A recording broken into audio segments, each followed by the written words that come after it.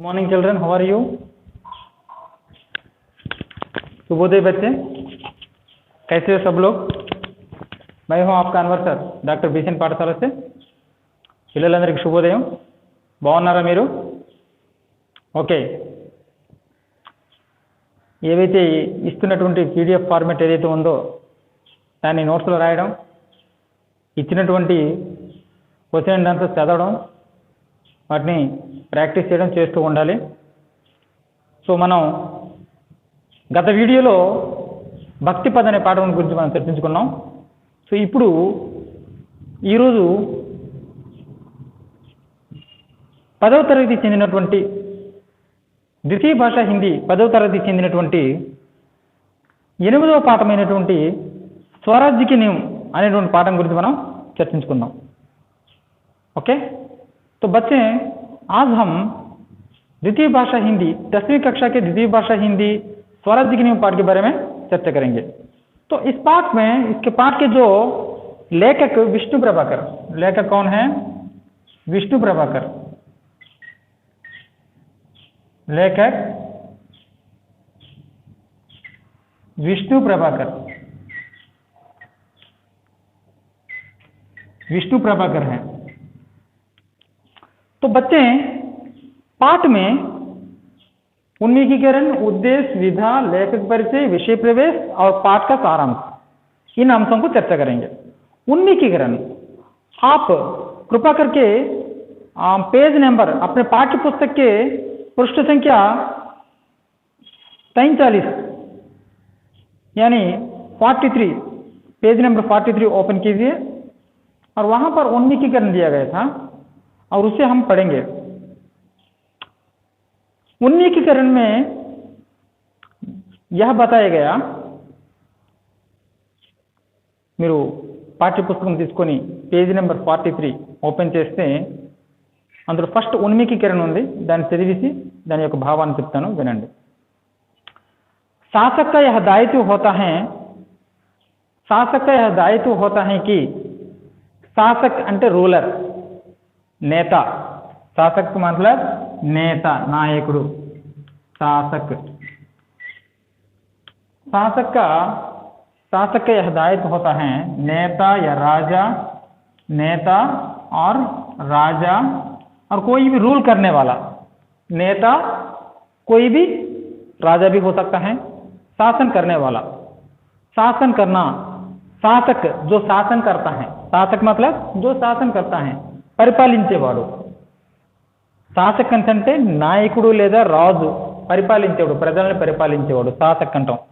శాసన్ కర్ణ అంటే పరిపాలించడం, శాసక్ అంటే శాసించేవాడు లేదా నాయకుడు, శాసక్ శాసించేవాడు, రూలర్।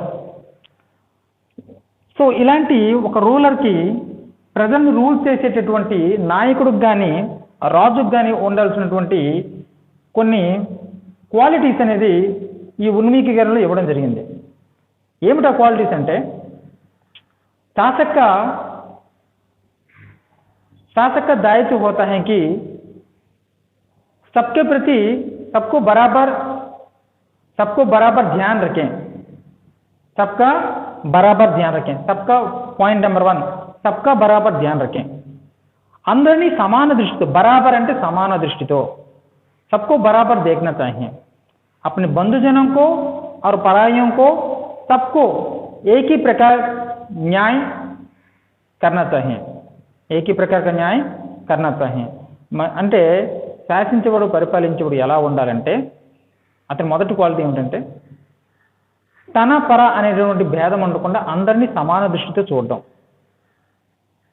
బంధుజనం బంధువులకు కానీ పరాయి వాళ్ళకి కానీ एक ही दृष्टि से देखना, निष्पक्ष भाव से देखना, నిష్పక్ష భావత देखना, పార్షియాలిటీ లేకుండా, ఎటువంటి పార్షియాలిటీ లేకుండా అందరికీ న్యాయంగా సమాన న్యాయం చేకూర్చే విధంగా చూడడం। అలాగే నెక్స్ట్, विपत्ति की हालत में धैर्य और समयस्फूर्ति होना चाहिए। विपत्ति की हालत में, కష్ట సమయంలో, విపత్తులు వచ్చేటప్పుడు, అది విపత్తులు ఎలాంటివంటే, ఒకటి మన దేశం మీద లేదా రాజ్యం మీద శత్రు సైన్యాలు ఎవరైనా సరే ఆక్రమణ చేయడానికి దండెత్తి రావడం, యుద్ధాన్ని ప్రకటించడం, లేదా ప్రకృతి వైపరీత్యాలు.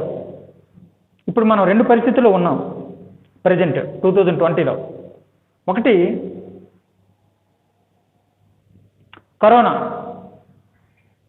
కరోనా మహమ్మారితో పోరాడుతున్నాం అందరం. రెండవది చైనా, ఆ దేశంతో పోరాడుతూ ఉన్నాం మనం. మన దేశంపై ఆక్రమించడానికి వస్తే వాళ్ళని తరిమి కొట్టడానికి వాళ్ళతో పాటు మనం పోరాటం చేస్తున్నాం. సో ఈ రెండు విషయాల్లోని పిరికితనం లేకుండా చాలా ధైర్యాన్ని ప్రదర్శించేటటువంటి వారు మన ప్రధానమంత్రి మోడీ గారు. ధైర్యాన్ని ప్రదర్శించడం, అదే మాదిరిగా సమయస్ఫూర్తితో వారికి సమాధానం చెప్పడం, సమయస్ఫూర్తిగా వ్యవహరించడం, ఇవి ఒక నాయకుడికి ఉండవలసిన లక్షణాలు. ఉదాహరణకి మోడీ గారిని మనం చెప్పుకోవచ్చు. అంటే సమయస్ఫూర్తి కూడా ఉండాలి రాజుకి కానీ నాయకుడికి కానీ. कानून और नियमों का पालन करना, कानून और नियमों का समान रूप से अनुसरण करना चाहिए. कानून और नियमों का समान रूप से अनुसरण करना चाहिए. कानून అంటే లా అండ్ ఆర్డర్, నియమం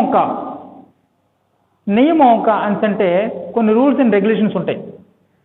కానూన్ అంటే లా అండ్ ఆర్డర్, మన కాన్స్టిట్యూషన్ ఏదైతే ఉందో దాని ప్రకారం నడవడం, రాజ్యాంగాన్ని గౌరవించడం, న్యాయశాస్త్రాన్ని గౌరవించడం, అలాగే మన దేశానికి ఉండే నియమ నిబంధనలు ఏంటంటే వాటిని అనుసరించడం, వాటిని ఫాలో అవుతూ ఉండడం ఒక నాయకుడికి ఉండవలసినటువంటి గొప్ప లక్షణాలు. ఇక్కడ ఏం చెప్పారు? కానూన్ और नियमों का अनुसरण करना चाहिए. వాటిని అనుసరణ करना అంటే ఆచరించడం, ఫాలో होना. जो शासक अधिकार में क्षमा गुण रखता है, अधिकार में क्षमा गुण అంటే అధికారం ఉందని చెప్పి నీకు శరణు కోరేటటువంటి శత్రువుల్ని, ప్రాణభయంతో నీ దగ్గరికి వచ్చేటటువంటి శరణు కోరేటటువంటి శత్రువునైనా సరే క్షమించి విడిచిపెట్టడం అంటే అధికారంలో ఉన్నప్పుడు కూడాను క్షమించే గుణాన్ని కలిగి ఉండడం. ఇది ఉత్తమమైన గుణం. నిస్సందేహ వహ ఆదర్శ శాసక कहलाता है. నిస్సంకోచంగా ఇలాంటి నాయకుడు ఆదర్శవంతమైన నాయకుడు, అంటే ఒక ఐడియల్ లీడర్గా మనం చెప్పుకోవచ్చు. ఇది ఉన్ముఖీకరణ.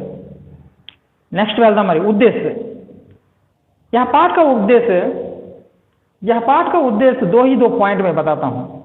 यह पाठ का उद्देश्य एक, बच्चों को एकांकी विधा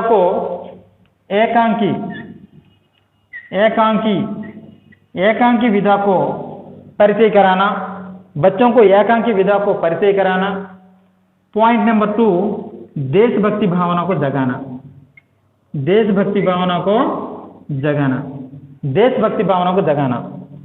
बच्चों को एकांकी लिखने की यानी उसके विधा को बताना, देशभक्ति को बच्चों में जगाना. పిల్లలకి ఏకాంకి అనేటటువంటి ఈ పాఠం యొక్క ప్రకారం ఏంటి? ఏకాంకి అన్నమాట. ఏంటనేది నేను చెప్తాను విధా విషయం వచ్చినప్పుడు. ఏకాంకి అంటే ఏంటి తెలియజేయడం, అలాగే పిల్లల్లో దేశభక్తి భావనని నెలకొల్పడం, పిల్లల్లో దేశభక్తి భావనని జాగృతం చేయడం ఈ పాఠం తలక ముఖ్య ఉద్దేశం. ఓకే, నెక్స్ట్ ఇప్పుడు విధా విషయకి వెళ్తాం. విధా విషయం వచ్చేసరికి हिंदी साहित्य में क्या है? हिंदी साहित्य में एकांकी एक प्रमुख विधा है. एकांकी एक प्रमुख विधा है.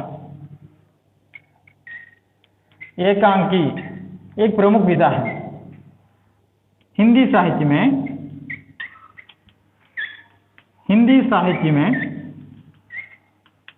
एकांकी एक प्रमुख विधा है. प्रमुख विधा यह एक अभिनय है.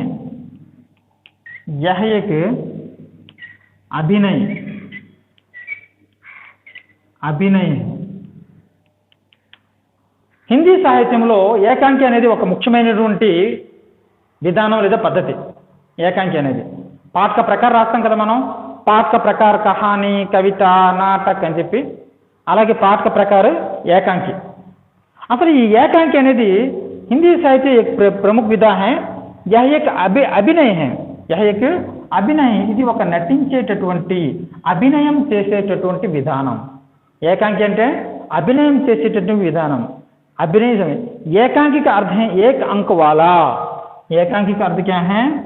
एकांकी का अर्थ एक अंक वाला, एक अंक वाला, एक अंक वाला అంటే అంక్ అనేసరికి అర్థం ఏంటంటే భాగ్. అంక్ అంటే మార్క్స్ అని కూడా వస్తుంది, ఇక్కడ అర్థం కాదు. ఏక్ అంక్ వాలా, ఏక్ అంక్ వాలా భాగ్, ఒక భాగం గలది. అంటే సాధారణంగా మనం ఒకసారి నాటకం గురించి చర్చించుకుందాం. నాటకం అనేది ఏమిటంటే ప్రతి నాటకానికి 4 రంగాలు 5 రంగాలు అని ఉంటాయి. అంటే first part, second part, third part, fourth part, fifth part అని. వీటిని తెలుగులో నాటకం యొక్క భాగాలు లేదా నాటకం యొక్క రంగాలు అంటాం మనం. రంగస్థలం అంటే స్టేజ్, రంగస్థలం, నాటక రంగస్థలం స్టేజ్. కానీ ఇక్కడ నాటకంలోని రంగాలు అంటే ఒక భాగం, మొదటి భాగము, రెండవ భాగము, మూడవ భాగం, నాలుగవ భాగం, ఐదవ భాగం, అలా నాటకం అంటే మొత్తం ఇన్ని భాగాలు ఉంటాయి. ఏకాంకి వచ్చేసరికి అలా కాదు. నాటకంలో 5 భాగాలు ఉంటే ఆ 5 భాగాల్లో ఏదో ఒక భాగాన్ని తీసుకొని, ఏదో ఒక అంకాన్ని, ఏదో ఒక భాగాన్ని తీసుకుని ప్రదర్శించడాన్ని ఏకాంకి అంటారు. नाटक में 2 से अधिक भाग होते हैं. नाटक में 2 से अधिक अंश होते हैं या अंक होते हैं. नाटक में 1 या 2 से अधिक अंक होते हैं, ज़्यादा से ज़्यादा अंक होते हैं. उसमें कोई भी एक अंक को, నాటకంలో అనేకమైన రంగాలు ఉంటాయి, భాగాలు ఉంటాయి. उसमें कोई भी एक अंक को, एक भाग को लेकर प्रदर्शन करने को हम एकांकी कहते हैं. एक अंक वाला. నాటకంలో ఉండే ఏదో ఒక రంగాన్ని, ఏదో ఒక భాగాన్ని తీసుకొని ప్రదర్శించడాన్ని ఏకాంకి అంటారు. ఓకే, నెక్స్ట్ ఇప్పుడు ఒకసారి మనం విధ అయిపోయింది, లేఖక పరిచయ దగ్గరికి వెళ్దాం. ఓకేనా? లేఖక పరిచయ దగ్గరికి వెళ్దాం. లేఖక్ ఎవరు? విష్ణు ప్రభాకర్. ఎవరండి? లేఖక్ పరిచయకి వెళ్తే లేఖక్ విష్ణు ప్రభాకర్. విష్ణు ప్రభాకర్, శ్రీ విష్ణు ప్రభాకర్ జీ. విష్ణు ప్రభాకర్ జీ. జీ అంటే ఇంటి పేరు కాదు, గౌరవ సూచకంగా వాడుతున్నాం మనం. నెక్స్ట్ జీవన్ కాల్. जीवन काल विष्णु प्रभाकर. जीवन काल 1912. जीवन काल 1912 एंड 2009. जन्म 1912 में हुआ, मृत्यु 2009 में हुई. ओके, और इनको प्रेमचंद परंपरा का आदर्शोन्मुख यथार्थवादी लेखक कहा जाता है. ఇతను ప్రేమచంద్ లాగే ఆదర్శవాది యథార్థోన్ముఖ లేఖక్. అంటే సమాజంలో ఉండేటటువంటి సంఘటనలను ఆధారంగా చేసుకొని రచనలు చేసేటటువంటి వారు ఈయన ప్రేమచంద్ లానే. యథార్థవాది ఆదర్శోన్ముఖ యథార్థవాది అంటారు. నెక్స్ట్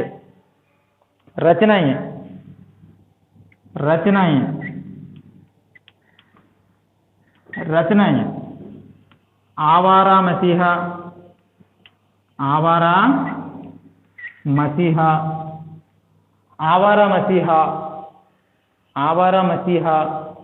नेक्स्ट सोवियत आवारा मसीहा रचना के लिए इनको सोवियत रूस, आवारा मसीहा नामक रचना के लिए इन्हें सोवियत रूस नेहरू पुरस्कार, सोवियत रूस नेहरू पुरस्कार.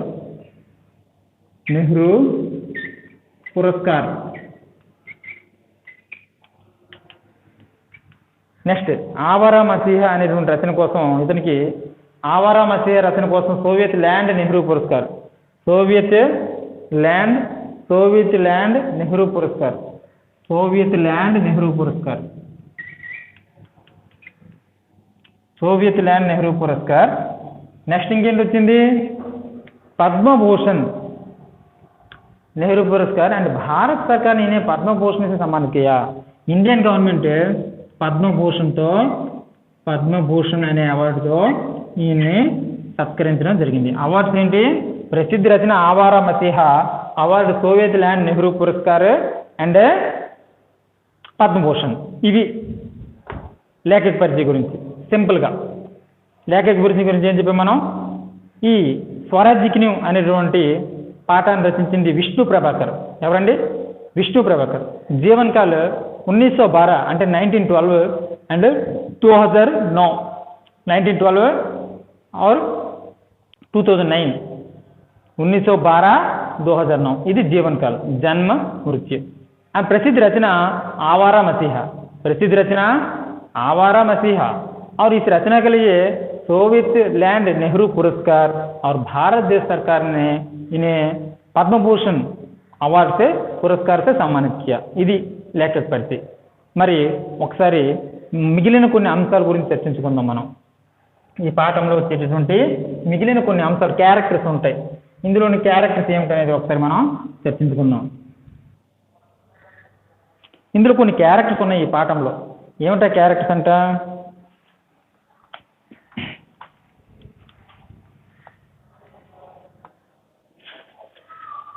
ఫస్ట్ అసలు స్వరాజ్యకి నీవు అంటే ఏమిటో చూద్దాం మనం.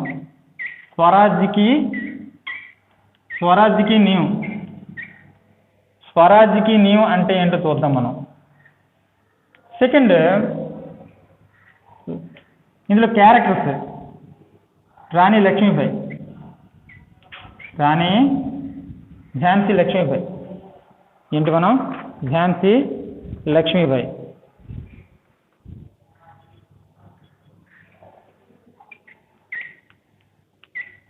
ఝాన్సీ, రాణి ఝాన్సీ లక్ష్మీబాయి, రాణి ఝాన్సీ లక్ష్మీబాయి, రాణి ఝాన్సీ లక్ష్మీబాయి. నెక్స్ట్ జూహీ ముందర్, జూహీ ముందర్. నెక్స్ట్ తాత్య, ఆ తర్వాత 5 రావు సాహెబ్, రావు సాహెబ్ తర్వాత నెక్స్ట్ తాత్య, రావు సాహెబ్, బాబా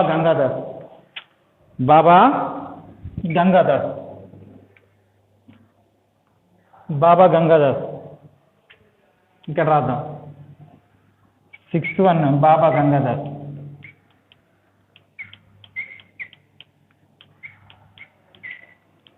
లెసన్లో వచ్చేటటువంటి క్యారెక్టర్స్ అండి ఇవి. ఫస్ట్ స్వరాజ్యకి నీవు అంటే ఏంటో చూద్దాం మనం. स्वराज्य की नींव मतलब स्वराज्य, स्वतंत्रता. स्वराज्य मतलब क्या है? स्वराज्य, स्व अंटे अपना, स्व अंटे अपना, राज्य राज्य देश, अपना राज्य. स्व अंटे मन యొక్క రాజ్యము, స్వ అంటే राज्य లేదా देश, राज्य లేదా देश. स्वराज्य अपना राज्य क्या है? अपना राज्य. स्वराज्य अपना राज्य అంటే స్వరాజ్యము మన యొక్క రాజ్యము, మన దేశము. స్వరాజ్యకి నీవ్, నీవ్ అంటే ఏమిటి? నీవ్ అంటే పునాది, నీవ్ అంటే आधार, आधार या पृष्ठभूमि, पृष्ठभूमि, पृष्ठभूमि और पत्थर, पत्थर. स्वराज्य అంటే स्वराज्य, स्व प्लस राज्य, स्वराज्य अपना राज्य, स्वराज्य. नीव, स्वराज्य की नीव, की అంటే యొక్క, की అంటే యొక్క, स्वराज्य की మన రాజ్యం యొక్క.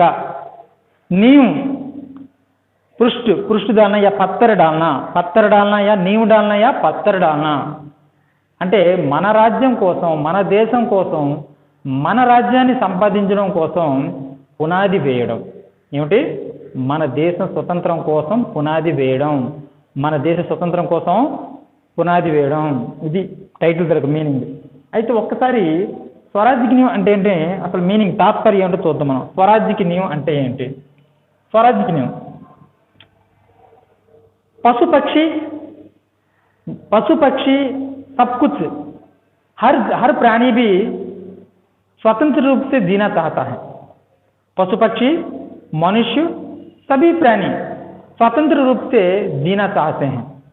పశు పక్షాదులు మనుషులు అందరూ కూడాను స్వతంత్రంగా జీవించాలనేసి అనుకుంటారనమాట. ఏ విధంగా స్వతంత్రంగా బ్రతకాలనుకుంటారు.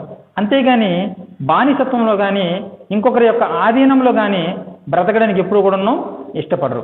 मनुष्य और पशु पक्षी सब कुछ और दूसरों के अधीन में ना रहकर अपने आप स्वयं या खुद जीवन बिताना चाहते हैं.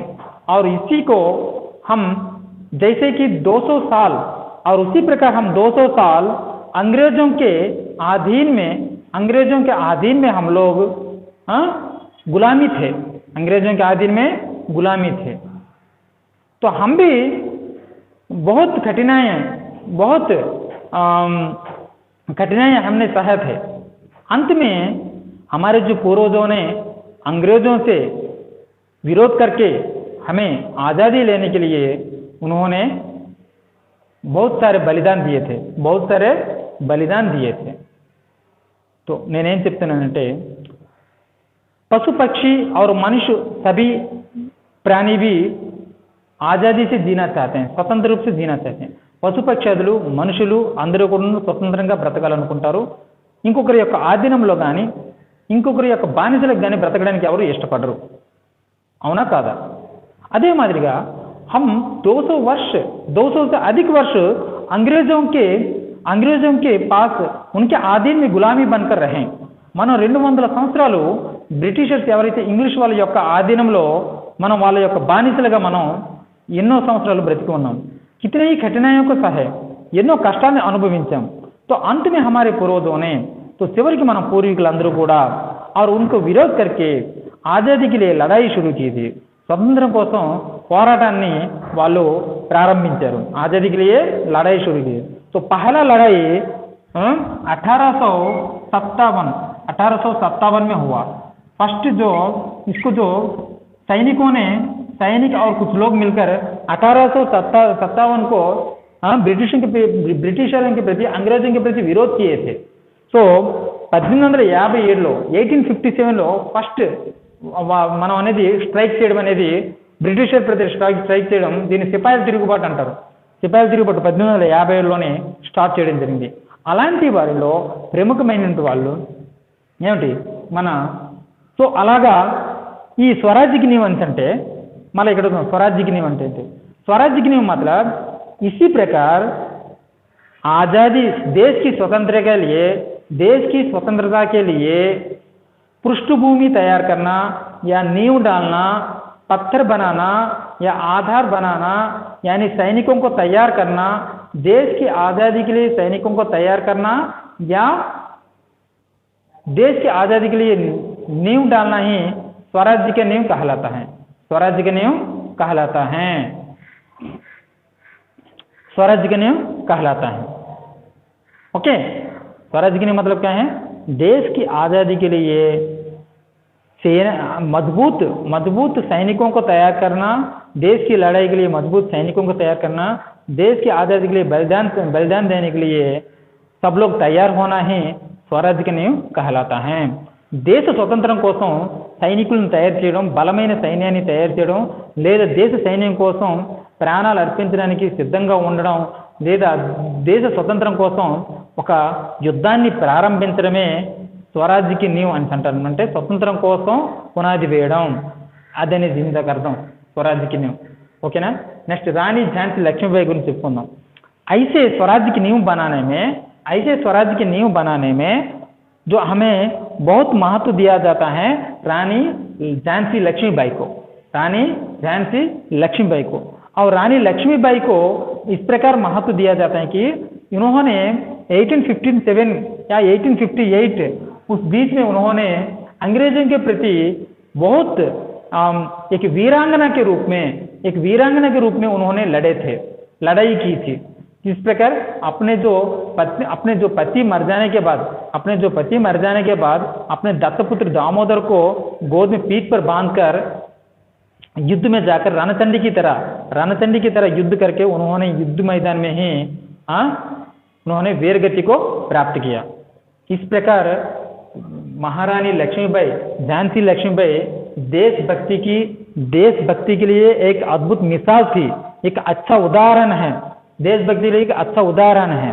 నేనేం చెప్తున్నానంటే రాణి లక్ష్మీబాయి 1857లో ఎప్పుడైతే మన మొదటి సిపాయి తిరుగుబాటు జరిగిందో అప్పటి నుంచి బ్రిటిషర్స్ పట్ల పోరాటాన్ని ప్రారంభించినటువంటి వారిలో రాణి లక్ష్మీబాయి, ఝాన్సీ లక్ష్మీబాయి కూడా ఒక మెయిన్ రోల్ అనేది ఇక్కడ ప్లే చేశారని చెప్పుకోవచ్చు। అయితే ఝాన్సీ లక్ష్మీబాయి ఎప్పుడైతే తన భర్త గంగాధర్ చనిపోయిన తర్వాత తన దత్తపుత్రుడైనటువంటి దామోదర్ని వీపు మీద కట్టుకొని రణచండి ఒక కాళికాదేవి మాదిరిగా బ్రిటిష్ వాళ్ళతో యుద్ధం చేస్తూ ఆ యుద్ధ మైదానంలోనే స్వర్గస్థురాలయ్యింది। అలాంటి దేశభక్తి గల వీర వనిత ఝాన్సీ లక్ష్మీబాయి మనకి దేశభక్తికి ఒక మంచి ఉదాహరణగా, వీర వనితలకి ఒక మంచి ఉదాహరణగా మనం చెప్పుకోవచ్చు। సో నెక్స్ట్ జూహి और ముందర్। ఈ లెసన్లో జూహి అనే ముందర్ అనేటువంటి 2 క్యారెక్టర్స్ వస్తాయి। जूही और मुंदर। जूही रानी लक्ष्मीबाई के आस्थान में नर्तकिनी थी। जूही रानी लक्ष्मीबाई के आस्थान में नर्तकिनी थी। जूही रानी लक्ष्मीबाई के आस्थान में नर्तकिनी नाट्యం చేసేటటువంటి ఒక స్త్రీ అన్నమాట। సో और सहेली भी है। रानी लक्ष्मीबाई की మంచి ఫ్రెండ్, ఒక మంచి నేస్తం, మరియు అక్కడ ఆస్థానంలో నుండి నర్తకిని కూడాను। और मुंदर भी उनकी एक सहेली। जूही और मुंदर दोनों रानी लक्ष्मीबाई के सहेलियां हैं। जूही और मुंदर दोनों रानी लक्ष्मीबाई के सहेलियां। जूही नर्तकिन हैं और मुंदर भी वहाँ के जो उनकी जो सहेली हैं। जूही मुंदर अने इద్దరు కూడా ఫ్రెండ్స్। అంటే జూహి నాట్యం చేసేటువంటి ఆస్థానంలో నాట్యం చేసేటువంటి నర్తకిని, అదే మాదిరి ఇద్దరు కూడా మంచి ఫ్రెండ్స్। और दोनों भी रानी लक्ष्मीबाई से अंग्रेजों के प्रति विरोध किए थे। दोनों भी रानी लक्ष्मीबाई के साथ अंग्रेजों से विरोध किए थे। इద్దరు కూడాను రాణి లక్ష్మీబాయితో పాటు బ్రిటిషర్స్తో వీళ్ళు ఫైట్ చేశారనమాట। సో నెక్స్ట్ तात्य रानी लक्ष्मीबाई के एक सेनानी और सरदार थे। నెక్స్ట్ తాత్య అంటే రాణి లక్ష్మీబాయి యొక్క సేనాధిపతి మరియు సర్దార్ అని కూడా అంటారు। నెక్స్ట్ బాబా, ఇందులోని నెక్స్ట్ ఎవరు వచ్చారు? రావు సాహబ్ అంటే రావు సాహబ్ రాణి లక్ష్మీబాయి యొక్క మరియు నానా సాహబ్, రావు సాహబ్ అండ్ రాణి లక్ష్మీ వీళ్ళు ముగ్గురు కూడాను చిన్నప్పటి నుంచి చిన్ననాటి స్నేహితులు। అండ్ రావు సాహబ్ ఎక్కువ విలాసాలలోనే జీవితాన్ని గడిపేటటువంటి, అక్కడ ఉండేటటువంటి ఒక అసలు భారతీయ స్వతంత్ర संग्राम के शिल्पकार थे। భారత్ के స్వతంత్ర సంగ్రామ్ के शिल्पकार थे। మొట్టమొదటి యుద్ధాన్ని స్టార్ట్ చేసినట్టు పునాది వేసినటువంటి వాడు, దాన్ని రచించినటువంటి వాడు ఎవరంటే ఇక్కడ మనకి శిల్పకారు ఎవరంటే రావు సాహెబే ఫస్ట్ 1857లో ఈ యుద్ధాన్ని ప్రారంభించాడు। సో అందుకని రావు సాహెబ్ కూడా ఒక మెయిన్ రోల్। అంతేకాకుండా మను అంటాం రాణి లక్ష్మీబాయికి, మనుకి బచ్పన్కి దోస్తు थे। ఈ మను యొక్క రాణి లక్ష్మీబాయి యొక్క మంచి స్నేహితుడు కూడా ఉన్నాడు। నెక్స్ట్ బాబా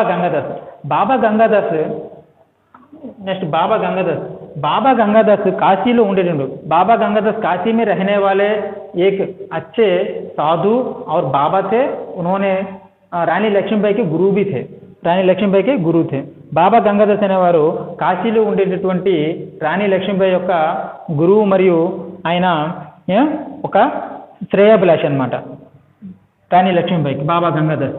और बाबा गंगादास जब रानी लक्ष्मीबाई युद्ध के समय उन्होंने झांसी आकर रहने लगे।